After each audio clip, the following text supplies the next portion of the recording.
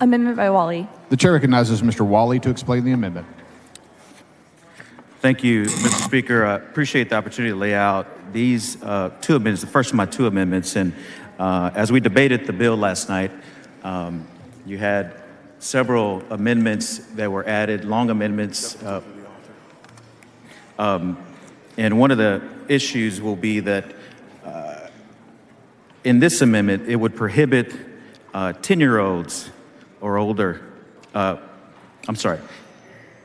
It would prohibit the detention of children under the age of 10. And so currently under our Texas Juvenile Justice Code, that Juvenile Justice Code is actually not in the criminal code or penal code, it's actually in the family code.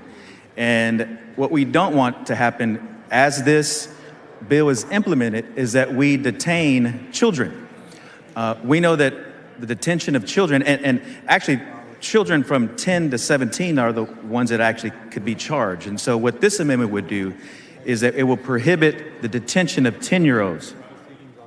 Let me repeat that, members. The detention of babies, 10 and under, from being detained once this unit is up and running.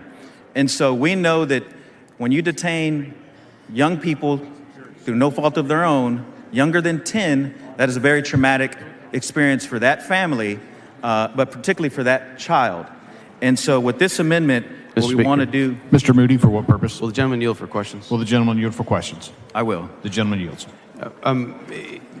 Mr. Walle, the amendment that we have in front of us is going to prohibit, under the bill, why would we need a provision like this? What's the provision that's implicated here?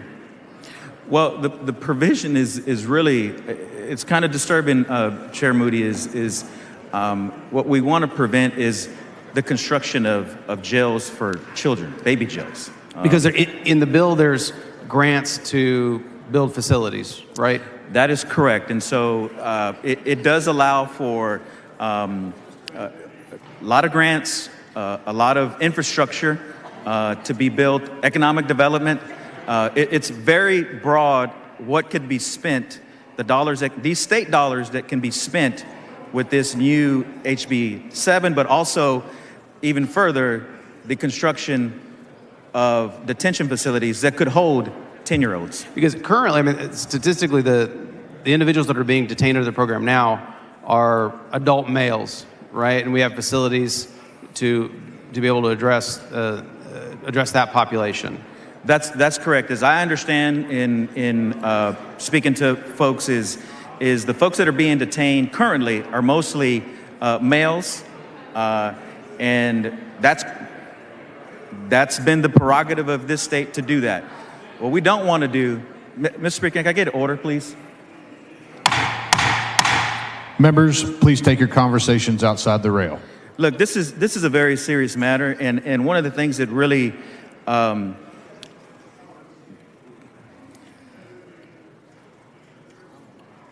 concerns me is you have children, you have 3 beautiful children, Representative Moody.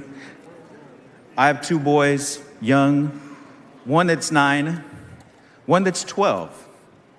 I don't think this body wants to get in the business of building and constructing baby jails. I don't think this body wants to do that. I know this body doesn't want to do that. And so in my conversations with folks, I think that this is the right policy. As what we're going to do in a few minutes in passing this bill, unfortunately, we want to be able to prevent this state from getting in the business of constructing baby jails. Because the bill as it stands now reads all persons regardless of age or gender. That's correct. So that's, all ages, you're full gambit. What your amendment does is narrows that, and you said you've got to be essentially 10 or older, right? Well, we're just going to carve out all those kiddos under 10. That's correct. And we're not going to permit the use of these funds to build facilities to incarcerate and hold children under 10 years old. That's what your amendment does. That's plainly what the amendment does. Okay, thank you. And I believe, I just got to note that it's acceptable to the author. Mr. Walle sends up an amendment. The amendment is acceptable to the author. This is a record vote. The clerk will ring the bell. Show Mr. Hunter voting aye. Have all voted. There being 109 ayes, 20 nays, the amendment is adopted. The following amendment, the clerk will read the amendment. Amendment by Walle. The chair recognizes Mr. Walle to explain the amendment. I didn't call for a record.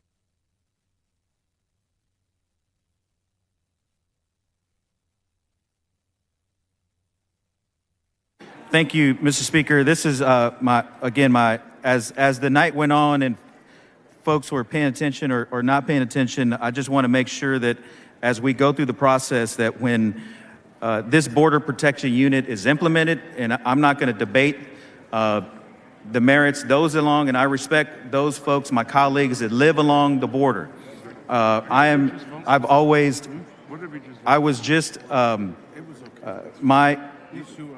This amendment, just plainly, this amendment strikes personnel because in the bill, as it's drafted, this border protection unit can hire anybody, any personnel. That's a little vague in my view.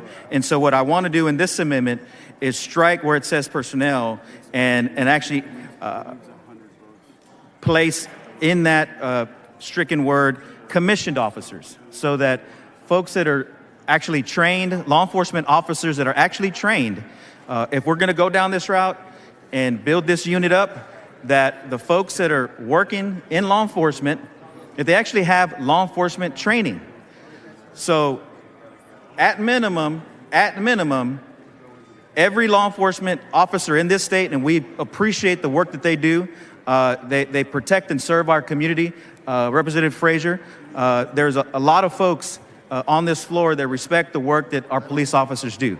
What we want to do is make sure that these folks are actually commissioned officers, because those commissioned officers have to have a certain minimum standards of academic training, physical and mental health training, or counseling, but also firearms training, constitutional law training, because once you start interacting, these officers or personnel start interacting with the public, you want to make sure that these officers or these personnel are actually commissioned officers by the state of Texas, so that we don't have any problems going down the road as this border protection unit is implemented. And I move adoption. Mr. Moody, for what purpose? Will the gentleman yield for a couple of questions? Yield for questions? I do. The gentleman yields. Mr. Walle, I know you mentioned that some people listening to the debate last night, some people weren't, but what I heard during the debate was we wanted to ensure that there was a certain level of professionalism, certain level of professionalism, certain level of training, certain level of expertise. And those are the people that we want, if we're going to have this, and I think you would agree with me, if we're going to have this, do we not want the most trained, the most professional, the most experienced individuals implementing this program? That's correct. And why do you think that's important? Well, I think it's important that you actually have folks that are trained to do law enforcement activities. Somebody that's just, in the bill, it mentions personnel.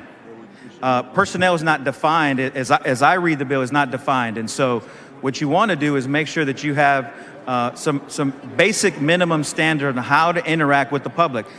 And these law enforcement agents throughout the state have that basic minimum standard, so that we don't violate folks' constitutional rights, but you also don't violate folks' human rights. Because what's going on at the border is it's a humanitarian catastrophe, right? Because you have folks that are coming, being pushed out of their countries of origin, because their own governments cannot provide the educational, the healthcare, the economic, the violence is going right now within these countries that are pushing these folks out. And the reality is they are at our border. That's just a fact.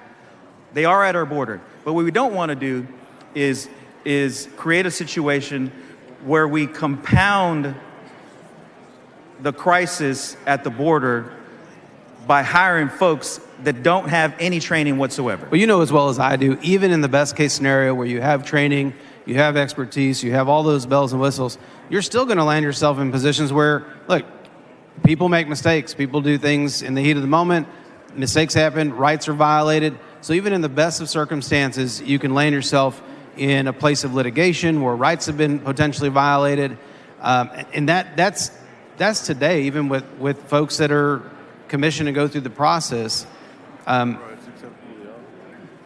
But if we lower that bar, which is the way it is, as the bill is as it came to the floor today, without your amendment, I think you're going to walk ourselves into an even larger category of opportunity for some of these, more bad outcomes for folks, and honestly, more litigation related to violations of rights. I mean, you would agree with me, right? I would agree with you, yes, sir.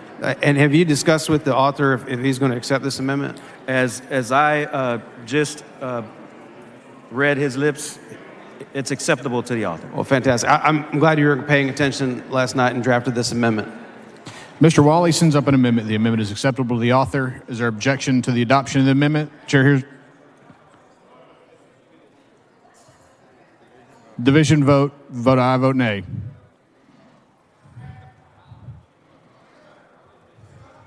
The amendment is acceptable to the author. Division vote. The amendment is adopted. The following amendment, the